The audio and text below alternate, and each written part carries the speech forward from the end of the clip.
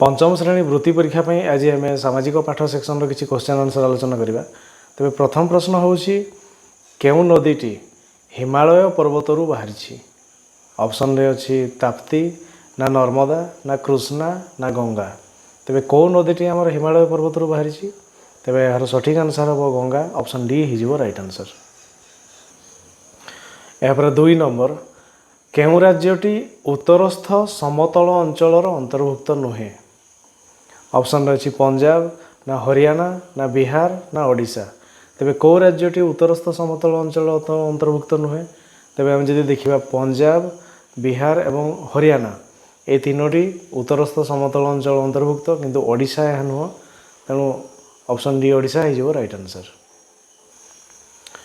यापर 3 number केउ नदीर त्रिकोण भूमि उपकूलवर्ती समतल भूमिर अंतर्भुक्त नुहे। ऑप्शन रही महानदी ना गोदावरी ना कृष्णा ना ताप्ती। तेबे केउ नदीर त्रिकोण भूमि उपकूलवर्ती समतल भूमिर अंतर्भुक्त नुहे। तेबे जदि आम देखा महानदी गोदावरी एवं कृष्णा ये तीनोटी उपकूलवर्ती समतल अंचल त्रिकोण भूमि अंतर्भुक्त अटे किंतु ताप्ती ये हूँ पश्चिम अभिमुखी नदी। तेणु ऑप्शन डी हो राइट आंसर। यापर 4 नंबर महानदी पश्चिम घाट पर्वतरू बाहरी केउठी पड़ी। अरब सागर पड़ी ना बाल्टिक सागर पड़ी ना बंगोपसागर पड़ी ना कास्पियन सागर पड़ी। तो महानदी पश्चिम घाट पर्वतरू बाहरी छत्तीसगढ़ मध्य ओडिशा रे प्रवेश करछि एवं यह बंगोपसागर पड़ी। ऑप्शन सी हो राइट आंसर। यापर 5 नंबर ताप्ती नदी केउ सागर रे पड़ी। अरब सागर ना बंगोपसागर ना कच्छ उपसागर ना काम्बे उपसागर। ताप्ती नदी हूँ पश्चिम अभिमुखी नदी। तेबे से जाइए अरब सागर पड़ी। ऑप्शन ए हो राइट आंसर। यापर 6 नंबर उत्तरस्थ समतल अंचल रे केउ नदीटी प्रवाहित होउना। ऑप्शन रही गंगा ना महानदी ना जमुना ना ब्रह्मपुत्र। तेज जब देखा उत्तरस्थ समतल अंचल रे आमर महानदी नहीं। ऑप्शन बी हो राइट आंसर। यापर 7 नंबर जलभाग दर्शाइबाकू मानचित्र रे की रंग व्यवहार करा जाए। फिका बादामी ना हलदिया ना नील ना गाढ़ बादामी। तेरे जलभाग दर्शाइबाकू मानचित्र रे नील रंग व्यवहार करा जाए। ऑप्शन सी हो राइट आंसर। यापर 8 नंबर भारतर केउ अंचल रे अधिक गरम बा अधिक शीत हुए नहीं। ऑप्शन रही मालभूमि अंचल ना उपकूलवर्ती अंचल ना मरुभूमि अंचल ना पार्वत्य अंचल। तेबे कौ अंचल रे अधिक गरम बा शीत जना पड़े नहीं। समुद्रकूलिया अंचल। ऑप्शन बी उपकूलवर्ती अंचल हो राइट आंसर। यापर 9 नंबर सुमेरु अंचल की प्रकार वायु दक्षिण को प्रवाहित हुए। उष्ण वायु ना शीतल वायु ना नातिशीतोष्ण वायु ना गरम वायु। सुमेरु अंचल की प्रकार वायु आसो। सुमेरु हूँ ठंडा अंचल तेणु शीतल वायु प्रवाहित हुए। ऑप्शन बी हो राइट आंसर। यापर 10 नंबर तमिलनाडु राज्यर ग्रीष्म निवास किए। मदुराई ना कुंभकर्ण ना ऊटी ना रामेश्वर। तेबे तमिलनाडु राज्यर ग्रीष्म निवास हूँ ऊटी। ऑप्शन सी हो राइट आंसर। यापर 11 नंबर कौनसी देशर जलवायु मुख्यतः कहा उपर निर्भर करे। सूर्यताप ना वर्षा ना भूमिरूप अवस्थिति ना सामुद्रिक स्रोत। तेबे कौनसी देशर जलवायु कहा उपर निर्भर करे ना तार भूमिरूप एवं अवस्थिति। तेबे ऑप्शन सी हो राइट आंसर। यापर 12 नंबर केउ प्राकृतिक अंचल रे प्रवाहित नदी गुड़िक वर्ष सारा जलपूर्ण। उत्तरस्थ हिमालय पार्वत्य अंचल ना उपकूल अंचल ना उत्तरस्थ समतल अंचल ना द्वीप समूह। तबे प्रश्न कही केउ प्राकृतिक अंचल प्रवाहित नदी गुड़िक वर्ष सारा जलपूर्ण। प्रवाहित कही प्रश्न कही प्रवाहित जदि उत्पत्ति होता हिमालय पर्वत अंचल उत्पत्ति जो नदी गुड़िक से नदी गुड़िक वर्ष सारा जलपूर्ण। किंतु कौ अंचल रे प्रवाहित होती से नदी गुड़िक उत्तरस्थ समतल अंचल। ऑप्शन सी हो राइट आंसर। से उत्तरस्थ समतल अंचल ହିମାଳୟରୁ ବାହାରିଥିବା ନଦୀ ଗୁଡ଼ିକ ପ୍ରବାହିତ ହୋଇଛନ୍ତି। ତେଣୁ ଅପସନ୍ ସି ହେବ ରାଇଟ୍ ଆନ୍ସର୍। ଏହାପରେ 13 ନମ୍ବର, ଗଙ୍ଗା ନଦୀ କେଉଁଠାରୁ ବାହାରିଥିବାରୁ ଏହା ବର୍ଷ ସାରା ଜଳପୂର୍ଣ୍ଣ ଥାଏ? ହିମାଳୟ ପର୍ବତରୁ, ନା ପୂର୍ବଘାଟ ପର୍ବତରୁ, ନା ପଶ୍ଚିମଘାଟ ପର୍ବତମାଳାରୁ, ନା ନନ୍ଦା ଦେବୀ ଗିରିଶୃଙ୍ଗରୁ। ତେବେ ଗଙ୍ଗା ନଦୀ କେଉଁଠୁ ବାହାରିଛି ଏବଂ ସେଥିପାଇଁ ସେ ବର୍ଷ ସାରା ଜଳପୂର୍ଣ୍ଣ ରହିଛି? ହିମାଳୟ ପର୍ବତ ଅଞ୍ଚଳ। ଅପସନ୍ ଏ ହେଇଯିବ ରାଇଟ୍ ଆନ୍ସର୍। ଏହାପରେ 14 ନମ୍ବର, ହିମାଳୟରୁ ବାହାରିଥିବା ନଦୀ ଗୁଡ଼ିକରେ ବର୍ଷ ସାରା ପାଣି ଥାଏ କାହିଁକି? ଅପସନ୍ରେ ଅଛି ସେଗୁଡ଼ିକ ପବିତ୍ର ନଦୀ, ନା ଉପକୂଳ ଅଞ୍ଚଳରେ ଜଳ ବେଶୀ ଦରକାର ଥାଏ, ନା ତୁଷାର ସ୍ରୋତରୁ ବାହାରିଥିବାରୁ ଖରାଦିନେ ବରଫ ତରଳି ପାଣି ଆସେ, ନା କେଉଁଠି ଠିକ୍ ନୁହେଁ? ତେବେ ଆମେ କ'ଣ ଜାଣିବା ନା ହିମାଳୟରୁ ବାହାରିଥିବା ନଦୀ ଗୁଡ଼ିକରେ ବର୍ଷ ସାରା ପାଣି ଥାଏ। କେଉଁଥିପାଇଁ? ନା ତୁଷାର ସ୍ରୋତରୁ ବାହାରିଥିବାରୁ ଖରାଦିନେ ବରଫ ତରଳି ସେଥିରୁ ପାଣି ଆସେ, ଆଉ ବର୍ଷା ଦିନେ ବର୍ଷା ଜଳରୁ ପାଣି ଆସେ, ଏବଂ ଖରାଦିନେ ସେ ବରଫ ତରଳି ସେଥିରୁ ପାଣି ଆସେ। ତେଣୁ ଅପସନ୍ ସି ହେଇଯିବ ରାଇଟ୍ ଆନ୍ସର୍।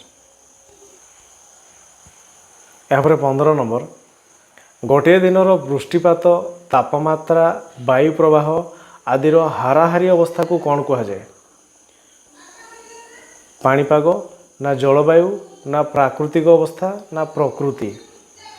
ତେବେ ଗୋଟିଏ ଦିନର ବୃଷ୍ଟିପାତ, ତାପମାତ୍ରା, ବାୟୁ ପ୍ରବାହ ଆଦିର ହାରାହାରି ଅବସ୍ଥାକୁ ପାଣିପାଗ କୁହାଯାଏ। ଅପସନ୍ ଏ ହେଇଯିବ ରାଇଟ୍ ଆନ୍ସର୍। ଏହାପରେ 16 ନମ୍ବର, ଉତ୍ତର ଭାରତର ସମତଳ ଭୂମି କେଉଁ କେଉଁ ନଦୀର ପଟୁମାଟିରେ ଗଠିତ? ତେବେ ଅପସନ୍ରେ ଅଛି ଗଙ୍ଗା ଯମୁନା, ନା ତାପ୍ତି ନର୍ମଦା, ନା ମହାନଦୀ କାଠଯୋଡ଼ି, ନା କୃଷ୍ଣା କାବେରୀ। ତେବେ କେଉଁଟା ହେବ ଅପସନ୍? ଅପସନ୍ ଏ ହେଇଯିବ ରାଇଟ୍ ଆନ୍ସର୍। ଏହାପରେ 17 ନମ୍ବର, ଭାରତରେ କେଉଁଠାରେ ବୃଷ୍ଟିପାତ ସବୁଠାରୁ କମ୍ ହୁଏ? ରାଜସ୍ଥାନ, ନା ଉତ୍ତରାଞ୍ଚଳ, ନା ଓଡ଼ିଶା, ନା ବିହାର। ତ ଭାରତର ସବୁଠୁ କମ୍ ବୃଷ୍ଟିପାତ ହେଉଥିବା ଅଞ୍ଚଳ ହେଉଛି ରାଜସ୍ଥାନ।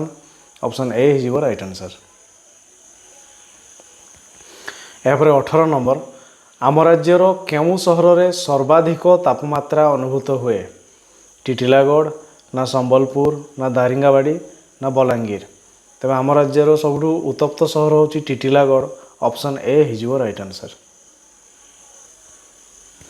ଏହାପରେ 19 ନମ୍ବର, ପାର୍ବତ୍ୟ ଭୂମି ଦର୍ଶାଇବାକୁ ମାନଚିତ୍ରରେ କି ରଙ୍ଗ ବ୍ୟବହାର କରାଯାଏ? ଫିକା ବାଦାମୀ, ନା ଗାଢ଼ ବାଦାମୀ, ନା ହଳଦିଆ, ନା ମାଟିଆ। ତେବେ ପାର୍ବତ୍ୟ ଭୂମି ଦର୍ଶାଇବାକୁ ମାନଚିତ୍ରରେ ଗାଢ଼ ବାଦାମୀ ରଙ୍ଗ ବ୍ୟବହାର କରାଯାଏ। ଅପସନ୍ ବି ହେଇଯିବ ରାଇଟ୍ ଆନ୍ସର୍। ଏହାପରେ 20 ନମ୍ବର, ଭାରତରେ ଚୀନ ପରି ବା ରୁଷିଆ ପରି ଅଧିକ ଶୀତ ଅନୁଭୂତ ହୁଏ ନାହିଁ, ଏହାର କାରଣ କେଉଁଠି? ଭାରତ ଗୋଟିଏ ଧର୍ମ ବିଶ୍ୱାସର ଦେଶ, ନା ସୂର୍ଯ୍ୟକିରଣ ଭାରତ ଉପରେ କମ୍ ପଡ଼େ, ନା ଶୀତ ଦିନରେ ମେରୁ ଆଡ଼ୁ ଆସୁଥିବା ଶୀତଳ ବାୟୁକୁ ହିମାଳୟ ଅଟକାଇ ଦିଏ, ନା କେଉଁଟି ଠିକ୍ ନୁହଁ? ତେବେ ଏହାର ସଠିକ୍ ଆନ୍ସର୍ ହେବ ଶୀତ ଦିନରେ ମେରୁ ଆଡ଼ୁ ଆସୁଥିବା ଶୀତଳ ବାୟୁକୁ ହିମାଳୟ ପର୍ବତ ଅଟକାଇ ଦିଏ। ତେଣୁ ଭାରତରେ ଚୀନ ଏବଂ ରୁଷିଆ ଟାଇପ୍ର ଏତେ ଶୀତ ହୁଏ ନାହିଁ। ଅପସନ୍ ସି ହେଇଯିବ ରାଇଟ୍ ଆନ୍ସର୍। ଏହାପରେ 21 ନମ୍ବର, ଦାରିଙ୍ଗବାଡ଼ିରେ ଶୀତ ଦିନେ ବରଫ ପଡ଼େ କାହିଁକି?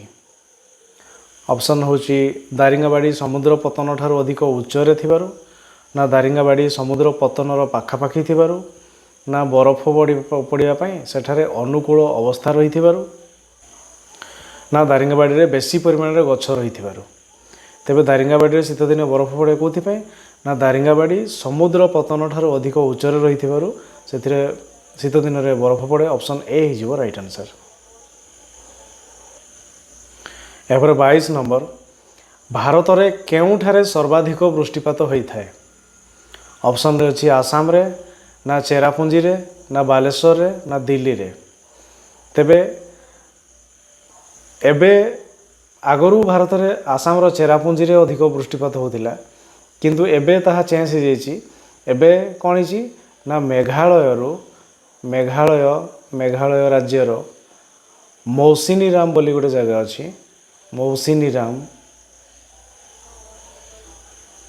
ମୌସିନରାମ ସେଇ ମୌସିନରାମରେ ଅଧିକ ପରିମାଣରେ ବୃଷ୍ଟିପାତ ହେଉଛି। ଆଉ ଚେରାପୁଞ୍ଜି ଆଉ ନୁହଁ। ତେବେ ମୌସିନରାମ ଚେରାପୁଞ୍ଜିକୁ କାଟି ସାରିଲାଣି। तेणु जदि क्वेश्चन आसे तेरे मौसिनी राम ऑप्शन रे आसीबो एवं से मौसिनी राम हो राइट आंसर। यापर 23 नंबर हिमालय पर्वतर उपरी भाग वर्ष सारा बरफावृत थाए कहीं। हिमालय भारतर उत्तर दिगरे थिबारु ना हिमालय सृष्टि बेले ता बरफपूर्ण होइथिला ना अति उच्च पर्वत होइथिबारु उपर अंशर तापमात्रा कम हेतु बरफ हो जाए ना हिमालय पर्वतर कल्याण पाई बरफ धारण करिथाए। हिमालय भारतर कल्याण पाई बरफ धारण करिथाए। तेबे यार सठिक आंसर हम ऑप्शन सी अति उच्च पर्वत होइथिबारु उपर अंशर तापमात्रा कम हेतु बरफ हो जाए। कारण हिमालय पर्वत बहुत उच्चा अब जिते ऊपर को जीवा तेबे तापमात्रा से कमी कमी जीवो तेणु ऑप्शन सी हो राइट आंसर। यापर 24 नंबर ओडिशा रे थिबा ग्रीष्म निवासटीर नाम कौन? दारिंगबाड़ी ना टिटिलागढ़ ना पुरी ना जौगढ़। तेबे ओडिशा रे थिबा ग्रीष्म निवासटीर नाम होची दारिंगबाड़ी ऑप्शन ए हो राइट आंसर। यापर 25 नंबर निम्नर केउ कारणटी जलवायु को प्रभावित करि न थाए? समुद्र ठारू स्थानर दूरता ना समुद्र पतन ठारू स्थानर उच्चता ना कृषि ना भू प्रकृति। तेबे जलवायु को प्रभावित करू नथिबा ऑप्शन डी होची कृषि। कारण कृषि द्वारा जलवायु कौन प्रभाव पड़े नहीं तेणु ऑप्शन सी हो राइट आंसर। यापर 26 नंबर द्वीपपुंजर अधिवासी माने मुख्यतः माछ धरी जीविका निर्वाह करती कहीं? ऑप्शन अच्छी सेठारे चाष पई सुविधा न थाए ना माटी तलर माटी समतल हेले मध्य उर्वर न थाए ना निकटस्थ समुद्र रे प्रचुर माछ मिली थांती ना माछ व्यवसाय सहज हुए। तेबे यार सठिक आंसर हम निकटस्थ समुद्र रे प्रचुर माछ मिलती तेणु यह चाषठू से सहज होता है तेणु ऑप्शन सी हो राइट आंसर। यापर 27 नंबर निम्नस्थ केउ राज्यटी हिमालय पार्वत्य अंचल अवस्थित नुहे? ओडिशा ना जम्मू काश्मीर ना हिमाचल प्रदेश ना उत्तरांचल। तेज ओडिशा हिमालय पर्वत अंचल अवस्थित नुह ऑप्शन ए हो राइट आंसर। यापर 28 नंबर अंडमान निकोबर और लाक्षाद्वीपपुंज मध्य प्राय केतोटी द्वीप रही? 200टी ना 300टी ना 400टी ना 10टी।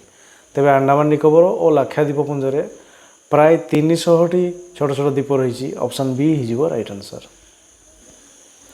यापर 29 नंबर मरुभूमि दर्शाइबा को मानचित्र रे की रंग व्यवहार करा जाए? गाढ़ बादामी ना हलदिया ना नील ना माटिया। मरुभूमि को दर्शाइबा हलदिया रंग व्यवहार करा जाए ऑप्शन बी हो राइट आंसर। यापर 30 नंबर मालभूमि दर्शाइबा को मानचित्र रे की रंग व्यवहार करा जाए? फिका बादामी ना सबुज रंग ना हलदिया ना माटिया। तो मानचित्र को दर्शाइबा मालभूमि को दर्शाइबा मानचित्र रे फिका बादामी रंग व्यवहार करा जाए ऑप्शन ए हो राइट आंसर। यापर 31 नंबर उत्तर भारतर समतल अंचल रे अधिकांश लोक कृषिजीवी यार कारण कौन? ऑप्शन रही से कृषि कार्य को भल पाती ना कृषि व्यतीत अन्य कौन जीविका से न थाए ना उर्वर समतल भूमि और जलर सुलभता जो लोके कृषि जीविका निर्वाह करती ना कृषि गोटे लाभजनक व्यवसाय बोली लोके भावती।